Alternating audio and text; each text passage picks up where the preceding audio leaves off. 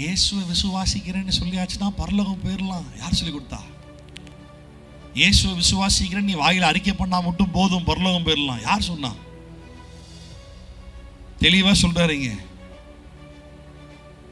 வசனம் ரொம்ப தெளிவா. இயேசு சொன்ன கதையில கூட அவர் ஒருபோது பொய் சொல்ல மாட்டார். எத்தனை பேர் ஆமென் சொல்றீங்க? அவர் கதையா சொன்னா கூட அதுல ஒரு சத்தியத்தை தான் சொல்லுவாரே தவிர பொய்யா மாத்தி பேச மாட்டார். ஆமென். ஆமா. பரிசேயனை போல நான் ரெகுலரா சர்ச்சுக்கு வரேன், ரெகுலரா ஆராதிக்கிறேன், ரெகுலரா காணிக்கை கொடுக்கிறேன், நான் கரெக்டா இருந்துட்டு ஆண்டவரே, அவனுக்கு கூட அந்த பரிசேயன் கூட சேரவே சேராதுன்னு சொன்னாரு. அது சுயநீதியை வெளிப்படுத்துகிறது. தேவ நீதியை வெளிப்படுத்துவது என்ன தெரியுமா?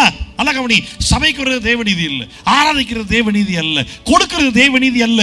இதெல்லாம் விசுவாசத்தால தானா நீ செய்ய ஆரம்பிப்ப. உண்மையாகவே தேவ நீதி எப்படி வெளிப்படும் தெரியுமா?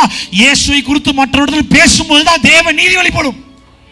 நீ ரட்சிக்கப்பட்டன்றது எப்படி தெரியுமா மக்களுக்கு தெரியும்? உன் ரட்சிப்பின் அனுபவத்தை நீ பகிர்ந்து கொள்ளும்போது மட்டும் தான் தெரியும். அதுக்கு பேர் மட்டும்தான் தேவநீதி. நீங்க அழகா இந்த கதையில அழகா ஒரு விஷயத்தை இயேசு சொல்றாரு. ஒன்று நீ என்ன பண்ணியிருக்கணும், நான் கொடுத்து தாளந்த நீ பிரயோஜனப்படுத்தி இருக்கணும், நீ பயன்படுத்தி இருக்கணும். ஒருவேளை அதை எப்படி பயன்படுத்தணும்னு தெரியலனா நீ என்ன பண்ணியிருக்கணும் சொல்லுங்களேன்? என்ன பண்ணியிருக்கணும்? காசுக்காரர்கிட்ட பேங்க்ல கொடுத்துருக்கணும். அவன் அதான் தொழிலாவே பண்ணிக்கிட்டு இருக்கான். அவன் என்ன பண்ணியிருப்பான்? அதை மல்டிப்ளை பண்ணியிருந்திருப்பான். நான் வரும்போது பேங்க்ல என்ன பண்ணியிருந்திருப்பேன்? கலெக்ட் பண்ணியிருந்திருப்பேன். சொல்றாரா இல்லையா? நான் சொல்லட்டுமா? எனக்கு புரிஞ்சது சொல்றேன். இந்த பேங்க் என்பது சபையை குறிக்குது. பேங்க் நடத்துறவர் என்பது பாஸ்டரை குறிக்குது. பாஸ்டர் இந்த அழைப்பே தேவன் கொடுத்திருக்கிறார். உனக்கு சுயமா செய்ய ஊழியம் செய்ய தெரியணும். இல்லாட்டி அப்படி தனியா செய்ய வரல பாஸ்டர், எனக்கு இயேசுவை பத்தி தனியா சொல்ல வரல பாஸ்டர், எனக்கு ஏதோ ஒரு தயக்கம் இருக்கு, ஏதோ ஒரு பயம் இருக்கு, ஏதோ ஒரு அச்சம் இருக்கு அப்படின்னா ஊழியக்கார பேச கேட்டு ஊழியத்தினால செயல்படணும்.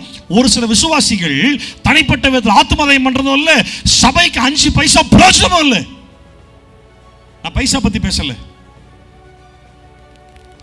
ஊழியத்துடைய காரியத்தில் பிரயோஜனம் இல்லாத உண்மையற்ற விசுவாசியா இருந்தாலும் அவனை கர்த்தர் சொல்றாரு, அவனை புறம்பாடு அக்கில போடு.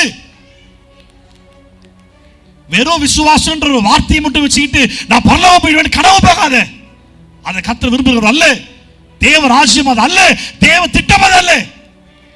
நிறைய கஷ்டம் இருக்குது பாஸ்டர், கஷ்டத்திலே செத்து போ, சாகரத்துக்குள்ள ஆத்மதயம் மட்டும் செத்து போ. நிறைய தேவைகள் இருக்கு பாஸ்டர், உன் தேவை இன்னைக்கு இல்ல, நீ சாகர வரைக்கும் தேவைகள் இருக்கும். உன் தேவையை கர்த்தர் சந்திப்பார் என்ற விசுவாசத்தோடு கர்த்தருக்காக செயல்பட ஆரம்பி. கர்த்தரை பார்த்துக் கொள்வார். என்ன சொல்லுவா ஆண்டவர்கிட்ட? கடன் பிரச்சனையில மாட்டிக்கிட்ட ஆண்டவரே வேலை செஞ்சு சொல்வியா? உடம்பு சரியில்லை, வீக்கா இருந்தேன், எனக்கு பாஸ்டர் மாதிரி பேச தெரியல, ஊழியம் பண்ண தெரியலன்னு சொல்வியா? கல்யாணம் பண்ணிட்டு 2 பிள்ளையை பார்த்துட்டேன், ஃபேமிலியை பார்த்தவங்க நீ தான் ஃபேமிலியை பார்க்க சொன்னீங்க, ஃபேமிலியை மட்டுமே பார்த்துட்டு சொல்ல முடியுமா? இன்றைக்கு கர்த்தரோடு பேசுவாரானால் மனம் திரும்பு. ஒரு பாஸ்டர் நான் சொல்லட்டுமா, ஊழியத்துக்கு வான்னு நான் சொல்லி, ஊழியத்துக்கு தேவைன்னு நான் சொல்லி இல்லைன்னு மறுதலிச்சு எத்தனை பேர் இங்க உட்கார்ந்துட்டு இருக்கீங்க தெரியுமா? கர்த்தர் வேதனைப்படுகிறார். வேலை, பிஸி, ஃபேமிலி, பிள்ளையை பார்க்கணும். உனக்காய் சிலுவையில மரித்த ரத்தம் சொன்னது இயேசு. நீ உன் வேலையை பார்த்துட்டு இருப்ப. இந்த தம்பி, இந்த சூர்யா கடல் நம்பிக்கையே கிடையாது. நான் முறை அவன்கிட்ட பேசினப்போ தான், நேற்று போன சண்டை நடந்ததில்லை, நான் கரெக்டாக சொல்றேன்னா பாரு, தப்பா சொன்ன திருத்தணும் சரியா? நேற்று நான் அவன்கிட்ட போன சண்டே நான் அவன்கிட்ட முறை பேசும்போது தான் நீங்க சொல்லும் போது இப்போதான் எனக்கு கடவுள் இருக்காருன்றது புரிய வருது. ஆனால் எனக்கு இன்னும் ஒரு சில கேள்விகள் இருக்கு, என்னால் முழுசாக ஏற்றுக்க முடியல அப்படின்னா. இந்த தம்பி மாதிரி எத்தனை பேர் உலகத்தில் வாழ்ந்துட்டு இருக்கான், அத்தனை பேர் செத்தா பாதாளம் போக போறானே, அவனுக்கெல்லாம் யாரா இயேசுவை பற்றி சொல்றது? அவன் பாவத்தில் காப்பாற்றி அவன் செத்தானாத்தோட வாழ்க்கை முடிய போறது இல்லை. அவன் பரலோகம் போய் சேரணும்னா இயேசு ஒருத்தர் தான் வழி. அது எதுவுமே செய்ய தேவையில்லை. இயேசுவை விசுவாசித்தால் போதும். யார் போய் சொல்ல போறா? நம்ம வேலையில பிஸியா இருக்கு. சரி, உங்க வேலையை செஞ்சு என்ன சாதிக்க போற? பிசினஸ்ல கோடீஸ்வரன் ஆயிட்ட, யாருக்கு என்ன பிரயோஜனம்? சாவும் போது 1 ரூபா கையில கொண்டு போவியா? புதைக்கும் போது உன் கையில மோதிரம் வரல. ரொம்ப பெரிய பணக்காரன், நிறைய பணம் இருக்க கோடீஸ்வரன், மோதிரம் கையில டைட்டா மட்டிச்சு கழட்ட முடியலன்னு வீட்டுக்காரங்க விட்டு போயிடுவாங்க.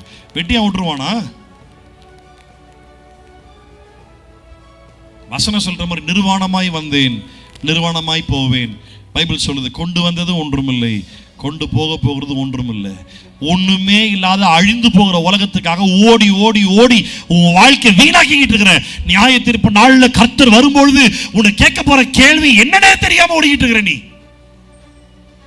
உனக்காக நான் சகலத்தை செய்து முடித்தேன், எனக்காக நீ என்ன செஞ்ச? அவர் சொன்னதெல்லாம் ரொம்ப சிம்பிள். நான் இலவசமா உன்னை ரட்சிப்பை தந்தேன். இந்த செய்தியை நிறைய பேர் தெரியாம இருக்கிறாங்க. போய் சொல்லுன்னாரு. ஒரு ஆத்ம பாரம் இல்லை, ஒரு வாஞ்சை இல்லை. 2024 ஒரு வருஷம் ஃபுல்லா வீணா போச்சு. சபை வளர்ச்சி இல்லை, ஆத்மாவே இல்லை. நமக்கு சபைக்கு வரவே டைம் இல்லை. மாசத்துல திருவிருந்த ஆராதனை கரெக்டா வந்துடுற ஒரு டீம் இருக்கும். அது ஒரு பாரம்பரிய டீம். அது ரசிக்கப்படவே கிடையாது, சும்மா தண்டத்துக்கு வருது. உண்மையே சொல்றேன், உங்களை தான் சொல்றேன். தண்டத்துக்கு சபைக்கு வருது. சண்டே திருவிருந்தான கரெக்டா வந்துடணும். மற்ற நாள்ல ஒரு அக்கறையில் ஒரு கவலை கிடையாது. கர்த்தருடைய வார்த்தை குறித்தோ சபை குறித்தோ இயேசு சொல்றாரு, தேவனுடைய ஆலயத்தை குறித்து ஒரு பக்தி வைராக்கியம் அவருக்குள்ள பற்றி எறிந்ததா. நமக்கு தேவனுடைய ஆலயத்தை பத்தி ஒரு வைராக்கியமும் இல்லை. சபைக்கு முன்ன கர்த்தர் ஆசீர்வதிச்சிருவார். இதுல நான் பிராக்டிகலா நிறைய பேசலாம். உலகத்துக்கு ஒத்த வேஷம் தரிக்கிற எத்தனை பேர் வேஷம் போட்டு விசுவாசி பெரிய உட்காந்துக்கிறீங்க? நீ கெட்ட வார்த்தையில் விடுதலை இருக்குதா? சினிமா பாட்டில் விடுதலை இருக்குதா? விக்கிரவழி பாட்டில் விடுதலை இருக்கா? நீ செத்தா பரலோகம்னு கனவு பார்த்துட்டு இருக்கியா?